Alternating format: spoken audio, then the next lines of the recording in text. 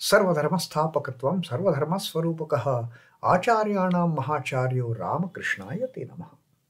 O establisher of all the faiths, embodiment of all the religions, the greatest teacher among all the teachers, O Sri Ramakrishna, my salutations to you. Namaste, pranam. Sri Ramakrishna teaching us the great spiritual truths through all those very simple, very apt, very particular examples, the stories, the parables, the incidents from ordinary walks of lives. And he's making those intricate spiritual truths so simpler to understand for people like us. Sri Ramakrishna answering that query of a BRAHMO devotee that why God has not created only one Vidya, the Vidya Shakti, Vidya Maya, whatever you call it. Why he has created these two. Why he has created Avidya also along with Vidya and created all this confusion, created all this delusion. Then Sri Ramakrishna says, look, both are necessary. You can appreciate light only when you know darkness. When you have seen the pains of darkness, when you have seen how troublesome darkness is, only then you can appreciate getting the light. When you have seen the pangs of misery, only then you can appreciate the moments of happiness. If there is only happiness in the world, then we won't appreciate it. We appreciate happiness only because there is misery. We appreciate joy only because there is sorrow. We appreciate pleasure only because there is pain. If there is a singular positive thing in the world, we won't be able to appreciate it at all. We will just take it for granted. Because of the negatives, because of the pain, because of the misery, because of the darkness, we appreciate their positive counterparts.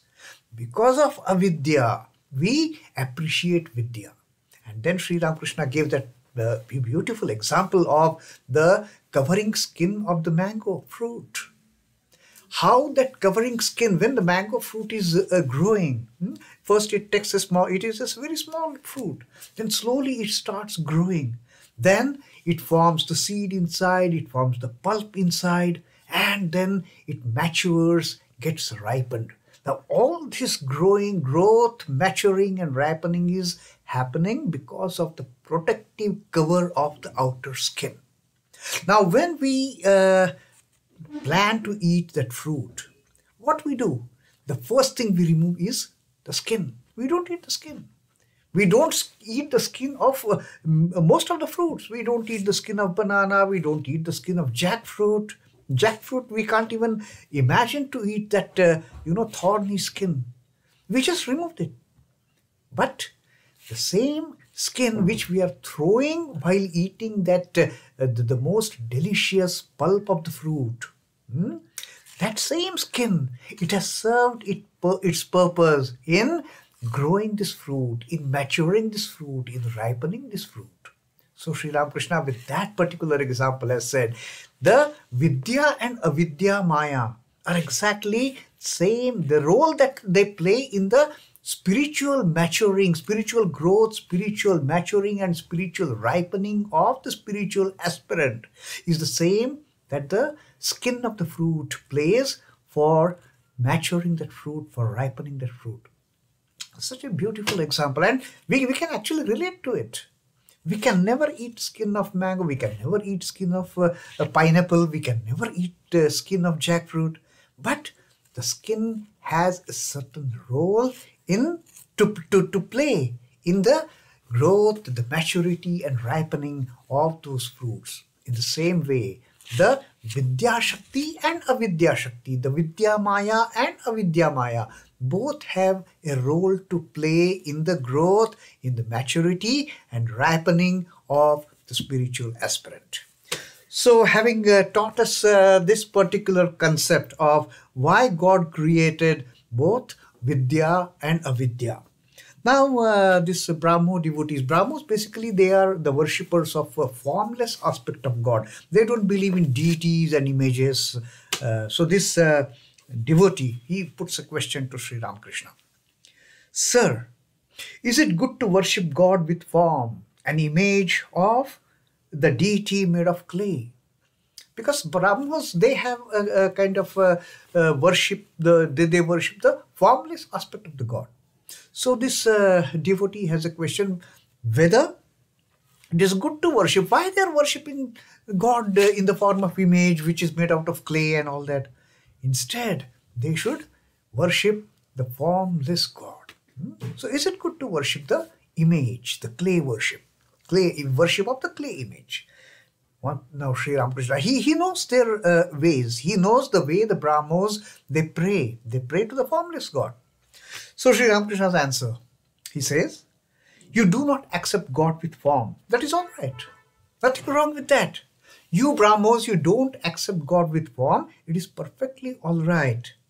The image is not meant for you. You people don't worship any image. You don't do image worshipping. You don't bring an image of a Durga or a Kali or a Ganesha and start worshipping it. No. You are worshipping formless God. That is your way of worship. That is your way of prayers. That is okay, fine. For you, it is good to deepen your feeling towards your own ideal. Now, when you are praying the formless aspect of the God, even then, it is extremely necessary to have a deep feeling for your ultimate goal, that formless aspect of the God. You are worshipping Nirakar. You are worshipping Nirguna. But when you are worshipping the formless, you have some kind of deep relationship with that particular aspect of the formless God. And then Sri Ramakrishna says, for you people also, the worshippers of formless God, you have to learn something from the worshippers of the personal God, from the worshippers of the clay images. So Sri Ramakrishna says, from the worshippers of personal God, you should learn their yearning, for instance. How much they yearn? They create an image, they create a clay image or a metal image, and they start worshipping that image. That image might be Rama, that image might be Krishna, that image might be Durga, that image might be Kali, that image might be Ganesha. So Sri Ramakrishna says, these worshippers, image worshippers, they do the worship with such great yearning, with such great feeling.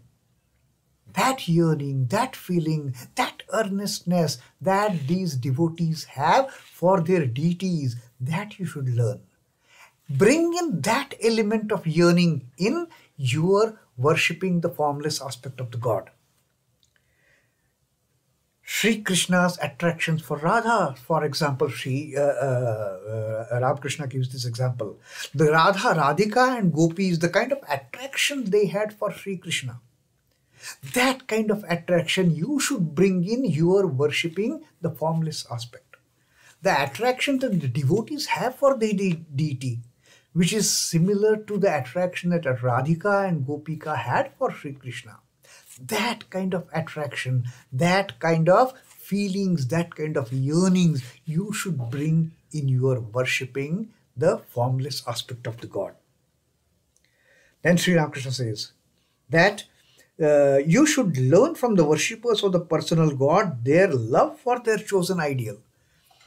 You can't understand what great love these worshippers of the personal God have for their deities. They love these deities. If they are worshipping the God in the Vatsalya Bhava, if they are worshipping the God as a parent, the kind of love they will have for the tiny Gopala, that infant Gopala, it cannot be compared with any other love. They will have such a strong love. Oh my Gopala, come. In fact, Sri Ramakrishna's one disciple, by name Aghormani, she was a devotee of Gopala. She used to consider Gopala as her own child. And in turn, she used to consider Sri Ramakrishna and our Ma as Gopal. She used to always address Sri Ramakrishna as Gopal. She wanted to feed him, she wanted to talk to him like a mother would talk to her small infant, like a mother would feed her small infant. And in fact, she had a small image of Gopala she was always carrying with her. And she used to get this experience that this Gopala in reality is coming and hugging her, caressing her, that is small tiny baby. So that is the kind of love Sri Ramakrishna says that you people, you worshippers of formless aspect of the God should also cultivate in your prayers. And then Sri Ramakrishna says that when the believers in personal God worship the images of Kali and Durga, what feeling they cry from the depths of their souls, Mother, oh Mother.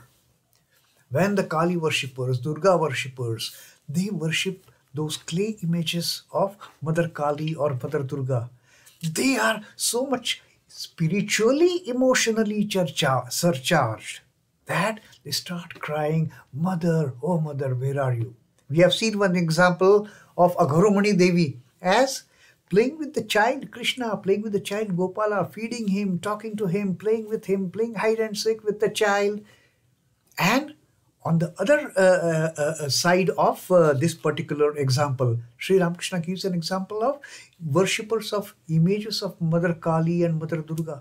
How earnestly, with what a great yearning these devotees, they cry to the mother, oh mother, come, come, come. And Sri Ramakrishna had sung that song, that cry to the mother with your real cry. Cry to Shama with a real cry and see how can she hide away from you? How can she remain away from you? So that is what Sri Ramakrishna says. This we have to, you people, you should bring in that kind of love, that kind of affection, that kind of yearning in your prayers, even to the formless aspect of the God. How much they love the deity, how much these image worshippers, these deity worshippers, they love their deity. You should accept that feeling. You don't have to accept the image. Sri Ramakrishna says, I'm not telling you, you give a form to your formless. No. Continue your worship of the formless. Continue your praying with the formless. But pray with that yearning. Pray with that sincerity. Pray with that great love and affection. Maintain your formless aspect as it is. Don't change, Sri Ramakrishna says. Sri Ramakrishna never used to change anybody's spiritual tendencies. If somebody was worshipping God with form, he used to encourage that, telling him, you are worshipping God with form, but that doesn't mean that worshipping God without form is wrong. And same advice he used to give to worshippers like BRAHMOs. You are worshipping formless God, that's fine. But that doesn't mean worshipping God with form is wrong. Both have their own places on the path of spirituality. Both have their own significance for those devotees with those tendencies of worshipping either the formless or the with form. So Sri Ramakrishna's teaching to BRAHMOs here again that do whatever you are doing, continue. But bring in an element of yearning. Bring in an element of intense love towards your formless deity, your formless Brahman. They are the BRAHMOs. They don't believe in the deities and images. Continue with that. But bring in the element of love, bring in the element of sincerity, bring in the element of yearning that a worshipper of deity has for his or her image. Om Namah Shri Bhagavate Ramakrishnaya. Sri Ramakrishna Arpanamastu. Jai Thakur, Jai Ma, Jai Swamiji.